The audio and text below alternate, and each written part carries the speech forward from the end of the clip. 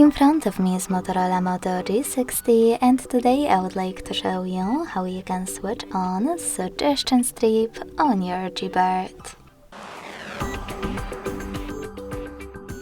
First of all, go into settings and scroll all the way down. Then select System. Now click on Languages and Input, On-Screen Keyboard, and Gboard. Lastly, after tapping on text correction, use this switcher next to show suggestion strip to switch it on or off. Thanks so much for watching. If you enjoyed this video, leave a like, comment and subscribe. Bye!